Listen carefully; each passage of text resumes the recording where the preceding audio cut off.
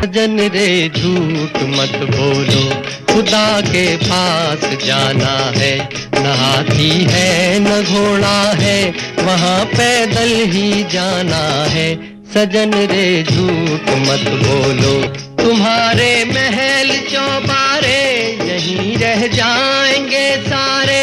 अकड़ किस बात की प्यारे, अकड़ किस बात की प्यारे। 5G एक तकनीक है, एक टेक्नोलॉजी है। आज अगर हम ध्यान से देखें तो एक बड़ी ही डरावनी और भयावह तस्वीर नज़र आती है, जिससे ये सोचने पर मजबूर हो जाते हैं कि क्या हम अपना मानसिक संतुलन खो चुके हैं। कहने का सीधा सा मतलब है कि हमारे यानी पूरी मानव जाति के जीवन का आधार प्रकृति है। कोई भी तकनीक हमें इस काबिल नहीं बना सकती कि हमें ज़िंदा रहने के लिए ऑक्सीजन की ज़रूरत ना पड़े, और ऑक्सीजन का क्या महत्व है ये हम आज बहुत अच्छे तरीके से समझ चुके हैं। अमेरिका, यूरोपीय देश जो सुपर पावर हैं, जिनका दुनिया में सिक्का चलता है, जिनकी लल्लो चप्पो करते हुए भी हमारे प्रधानमंत्री थकते नहीं हैं, ये सभी लोग मिलकर कभी सस्टेनेबल डेवलपमेंट गोल, कभी पेरिस क्लाइमेट एग्रीमेंट, कभी कुछ नौटंकी करते रहते हैं कि पर्यावरण को बचाएंगे, पेड़ लगाएंगे, नदियाँ साफ़ करेंगे, पहाड़ों को बचाएंगे, ग्लेशियर जमाएंगे।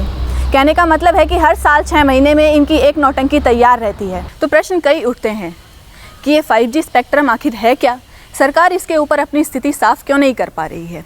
इससे फैलने वाला रेडिएशन कितना खतरनाक है? और रेडिएशन के अलावा अगर हम बात करें सहूलियत की, तो हाँ, 5G से इंटरनेट तो बहुत तेज़ स्पीड से चलेगा ही, लेकिन इसके साथ साथ इसकी बैंडविड्थ, इसकी फ्रीक्वेंसी और बाकी जो इंफ्रास्ट्रक्चर इसके लिए खड़ा किया जाएगा, उसके दुष्परिणाम आखिर क्या होंगे? क्या नेशनल सिक्योरिटी और क्या क्या परिणाम होंगे? क्या असर होगा देश पर? और एक ये भी समझ में आता है कि इससे प्रकृति को भी खतरा है, इंसानों को भी खतरा है, और आने वाले समय में ये राजनीतिक संकट भी पैदा कर सकता है। तो फिर ऐसी कौन सी टेक्नोलॉजी है जिसके सामने राजनेता, सरकारें, लोग सभी मूक दर्शक बनकर खड़े हुए हैं? ये ऐसा कौन सा चक्रव्यूह है? जहाँ तक बात आती है कोरोना की, तो कोरोना पे ऐसा नज़र आता है कि सरकारें प्रधानमंत्री से लेकर मुख्यमंत्रियों तक, प्रधानमंत्री नरेंद्र मोदी से लेकर मुख्यमंत्री केजरीवाल तक, सब सिर्फ राजनीतिक रोटियां सेक रहे हैं। दवाइयाँ नहीं हैं, ऑक्सीजन नहीं है, बेड नहीं है, इंफ्रास्ट्रक्चर नहीं है, कुछ भी नहीं है, लेकिन फिर भी भारत न्यू इंडिया बनाएंगे, विकास होगा, सबका साथ सबका विकास।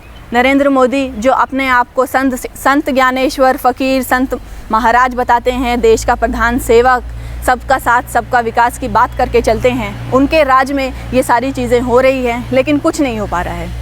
लेकिन इनसे उम्मीद भी और क्या की जा सकती है? आपका तो लगता है बस यही सपना, राम राम जपना, पराया माल अपना। आपका तो लगता है बस यही सपना, राम राम जपना, पराया माल अपना। वतन का खाया नमक को नमक हलाल बनो, फर्ज ईमान की जिंदा यहाँ मिसाल बनो।